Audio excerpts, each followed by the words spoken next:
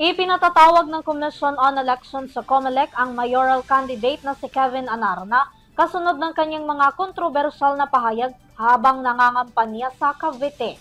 Ipinatawag si Anarna dahil umano sa posibleng paglabag nito sa Anti-Discriminatory at Fair Campaigning Guidelines para sa 2025 elections. Si Catherine Landicho magbabalita. Pinagpapaliwanag ng COMELEC ang re-electionist mayor ng Silang, Cavite na si Atty. Kevin Anarna matapos ang umano'y naging pahayag niya sa isang campaign event. Time ko, nangyari po sa kampanya, si Lola nilaplap pa ako. Ang gagawin natin, lahat ng balong lalaki, tsaka lahat ng balong babae. Irarapol na lang natin yan, ha? Pasensyahan na lang kayo kung kanino kayo mapupunta. Kasi pagkabunot ng pangalan nyo, diretso kasal kay Mayor Kevin. Wala nang bawian yun.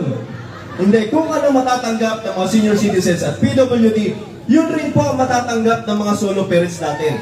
Diba? 2,000 mula sa munisipyo. Sinabi naman ng Task Force Safe ng COMELEC na ang mga pahayag ay maaaring lumabag sa resolusyon ng poll body sa Anti-Discriminatory at Fair Campaigning Guidelines para sa 2025 elections. Si Anarna ang ika-6 na kandidatong nabigyan ng show cause order dahil sa posibleng paglapag sa resolusyon. Iniutos rin ng Commission on Elections sa COMELEC kay Anarna na ipaliwanag ang kanyang mga naging pahayag sa isang lola at solo parents sa isang campaign event.